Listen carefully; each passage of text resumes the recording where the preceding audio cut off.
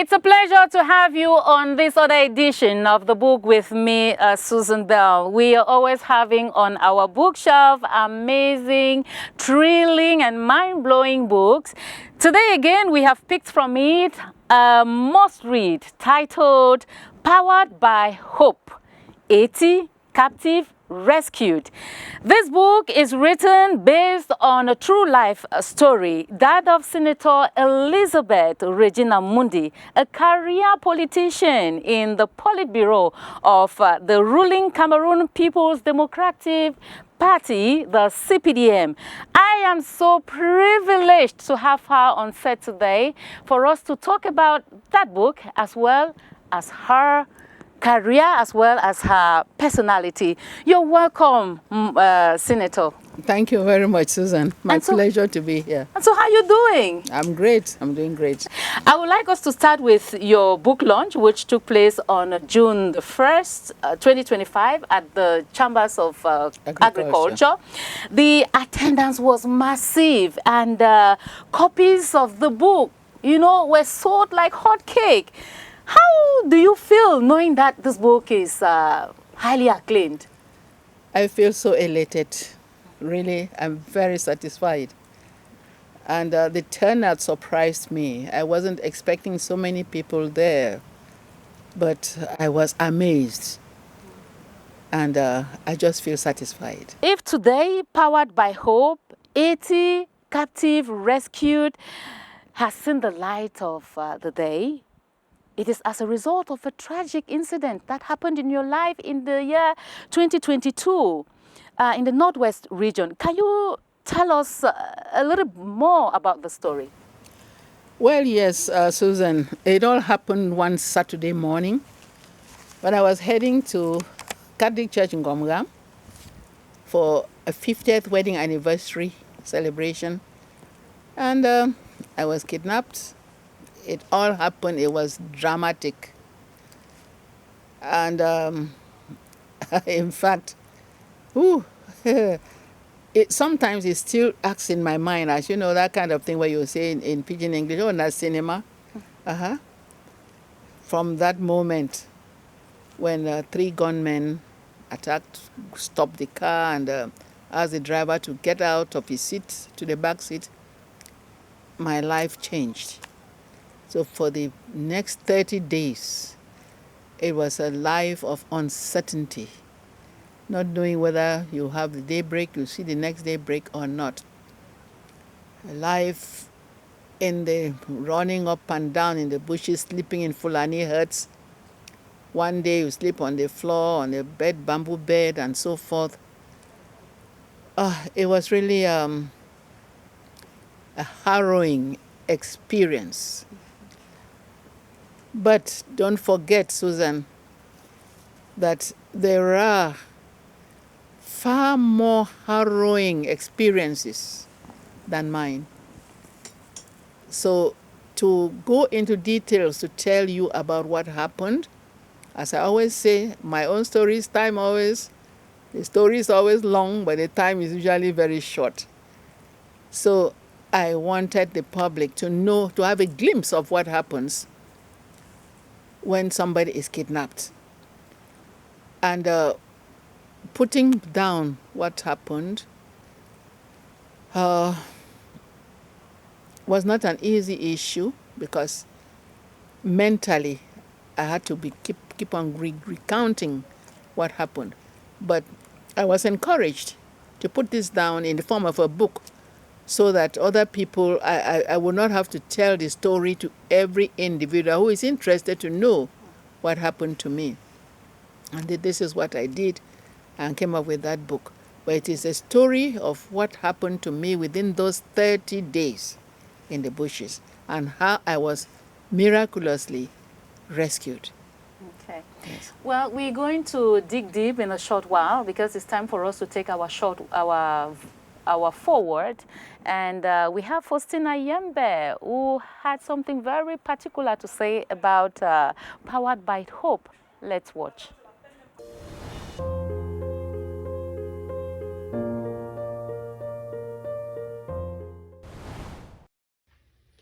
The power of hope is really a very, very rare autobiography. It is not common for somebody to go through what Regina went for 1 whole month in the hands of unknown captors. She survived it, and now we have recorded her memory, what she went through for that 1 month. We have it there now in this book, The Power of Hope. The power of hope is not just any kind of story. It is really inspired by God Himself. Because as Regina was for that 1 month with the captors, she really had nothing with her. She didn't have even her phone, her cell phone she didn't have. So when they asked her, what do you want to be doing? She said, give me a Bible. And within that 1 month, I'm sure Regina read more of the Bible, the books, the chapters, more than she had ever done in her life, in any 1 month or in any period of her life. And that's where she had the inspiration. And that's where we too we share in this inspiration. When we have challenges like Regina had, you hand it over to God. God solves our challenges. He Himself said, bring your worries to me. Why worry? Do not be afraid. Regina believed in this. So as He rescued Regina from this situation that all of us had despaired, God will fight for us too. So that's why I say this power of hope is not just any kind of autobiography. It is showing us that trust and hope and belief in God is the only important thing in our lives. We don't have any power of our own. We cannot do anything, but our strength comes from the Lord. So I encourage all of you to get this book and read it.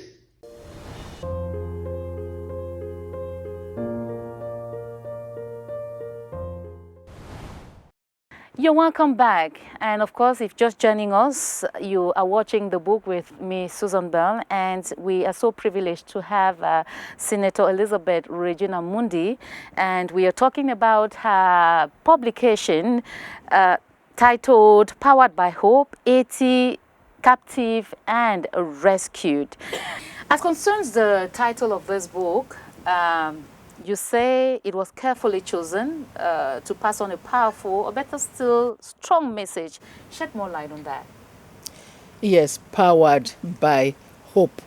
You see, Susan, hope is an active element in our lives. If we have hope in a better life, you have hope in this, people have hopes in different things. But hope, at that moment, I was hoping to get out, hoping that God will hear our prayers, hoping for so many things, that I will still see my family. You see, hope is an element that holds us together. Without hope, you just get into pieces. And you'll find that very often people who have no hope of anything, you just see life as moving from one day to another. You are really not, you are alive but not living. Hope gives us the power to live. This is why powered by hope. And I was powered by hope in those circumstances because I still hoped that someday I would have to tell this story, and then through my own story, we would see what happens to other people, how people suffer, and how their families suffer under such circumstances. And the hope, being active hope, that all of us can have that hope of rebuilding our two regions, the Northwest and the Southwest region, and making these two regions stronger than before and being an effective part, a progressive part of this country, Cameroon. It's time for us to take our Vox Pop. And this is the question. What do you think are the root causes of social insecurity, and how can we address this?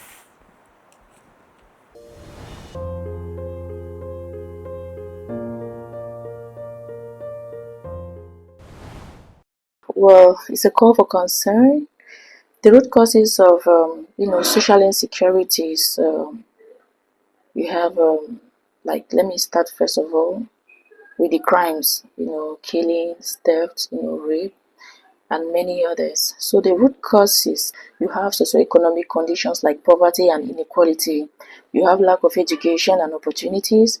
You have mental health issues, that's untreated conditions, substance abuse, then cultural and social norms, toxic masculinity, normalization of violence, just to name but a few. You have to address this issue. There are so many factors. You have education and awareness about consent, respect, and empathy. You have economic opportunities and social support. We have mental health resources and treatment. So for me, I think that this put this together and things will go well, because one cannot work without the other. So we all need to come together to stand as one so that our voices can be heard for things to move ahead. It's really a pertinent question because social ill is something we really need to talk about it in our society. Lack of employment, for example, can cause somebody to become a bandit. Another point can be like social comparison. Like you see your friend, you see your colleague, you want to be like that person. You see, you want to have what that person has, and you find yourself in such situations like aggressing people on the way, seizing their bags, and like a solution. It's personal. It's a personal decision. If you really want to to stop or to avoid such things, you have to work on your personal behavior first. Like my first example, lack of employment. Make yourself busy. Look for something to do that will make you have what you want to have in life. Instead of folding your arms and say no, trying to look for the easiest way out. You go and sit back. That's the easiest way out. Rather than doing that, it's preferable you work on yourself. Look for something doing.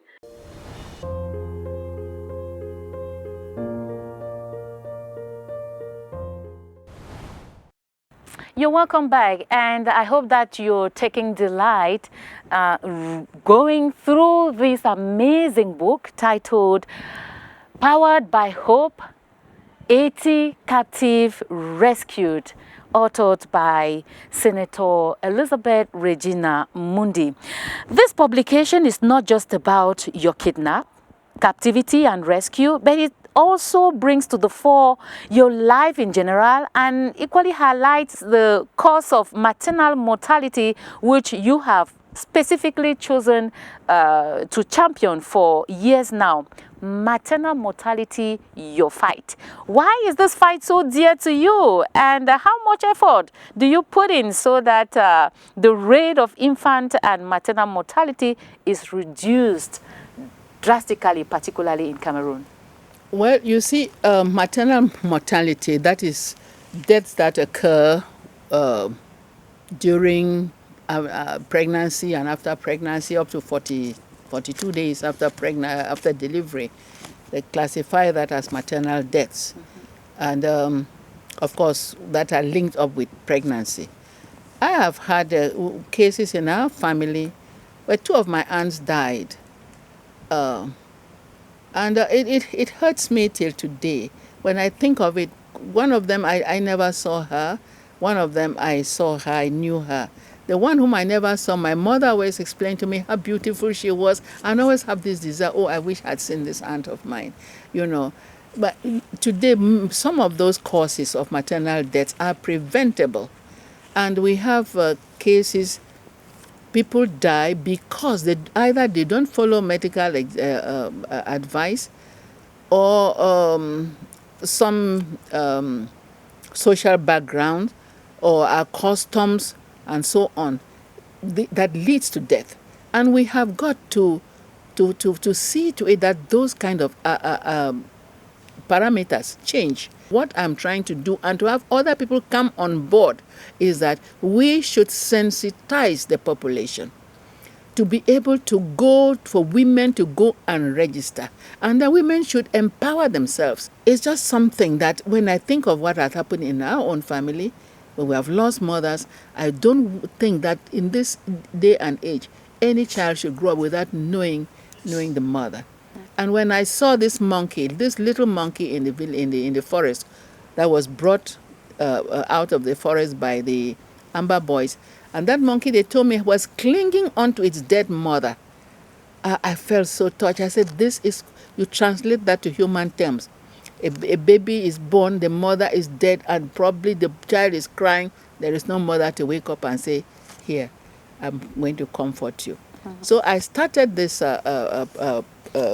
project from when I became a senator. That was one of the things that I took up, that I was going to work towards.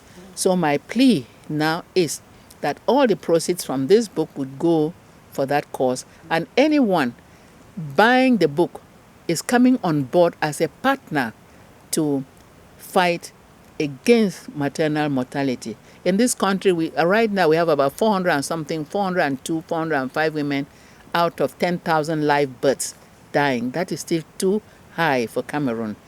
The objective is that government wants to reduce the number to about 70 deaths per 10,000 live births by the year 2030. But government alone cannot do it. Yes. Okay. Well, we're going to come back because it's time for On the Shelf. And we have Akere Maimo, our specialist, on standby. Today he's giving us the definition of what a book is, and of course, who writes a book. Let's just find out what he has to say.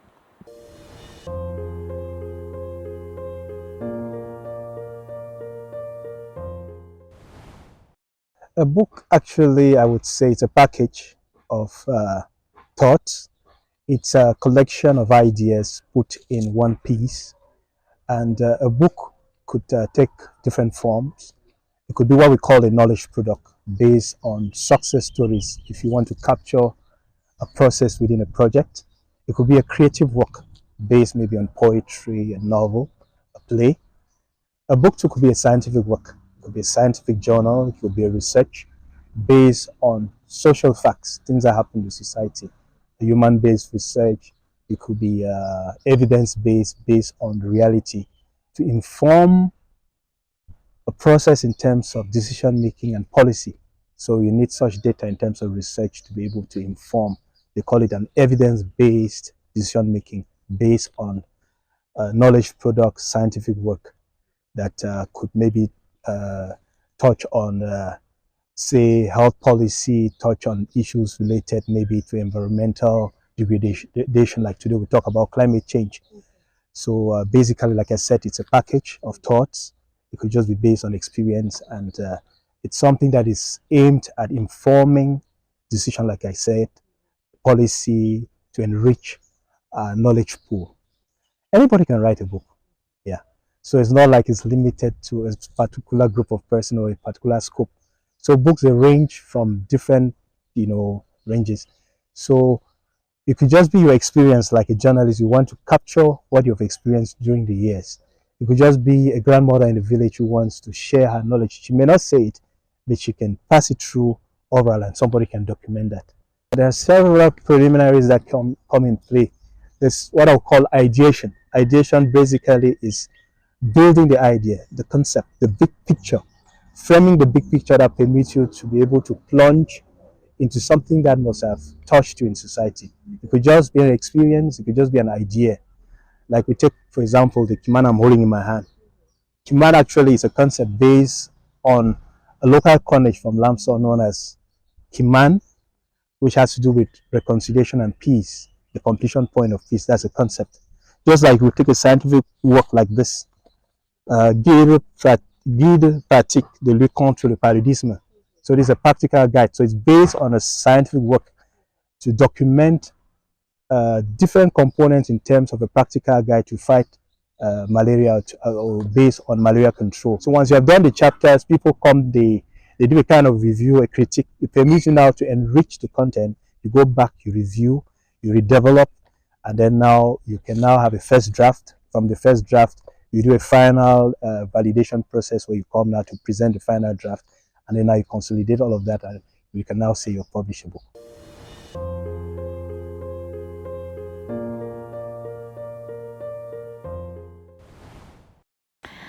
Thank you for joining us. We shall be concluding this program in a short while. Time for me to ask our author, Senator Elizabeth Regina MUNDI, what are the lessons your story is teaching us, the readers? First of all, I would like the readers to know that miracles still happen today. I would like them to know that there is power in prayers. If you have any kind of difficulties, put your knees on the ground and pray. And those who pray for others should not take that lightly. I would also like the readers to know that we have a chance, all of us have a chance, to fix our two regions, to make our two regions strong and prosperous part of the Republic of Cameroon. And the readers would understand that since we of the Anglophone origin, some of us have decided to hit our own ankles with stones, with rocks. Only we ourselves must repair the damage that we have done. The experiences are too many. After my experience, I got to talk to people on an individual basis of what they have gone through. Or some people could come to me and say, this is what happened to me. If you hear their own stories, really, you would just weep and weep. So we have got to know that we are in a quagmire. But how do we get out of that quagmire? We will get out of it by having a strong hope in our capabilities, a strong hope in our abilities, and a strong hope in the power of God. Yeah, beautiful. I know there will be so many people watching us today that will want to grab a copy. Please tell us how they can get a copy and how affordable that is. The copies on sale cost 3,000 francs, and they can get these copies in Damascus, here in Yaoundé, in a shop there in Damascus called Anne's Fine Foods. It's opposite, it's in a Chris complex opposite Maison Damas. Okay. In Bamenda, these books are available in New Life. Or anybody who does not know how to get to where I'm saying, if you call this number 654-82-2036, you can always locate us to get a copy. Okay. Well, I know they will be itchy. I know that they have taken down those numbers because your story is one that is very, your story is that which is thrilling. And a lot of people want to know more about you, about what happened to you. And you can only find that in the book, Powered by Hope. Thank you very much for coming, and thank you for sharing your experience with us today. It's been my pleasure, Susan, being with you. Okay. Thank you very much for inviting me. And thank you very much for watching this edition. Keep the appointment for next time. Thank you. Bye-bye.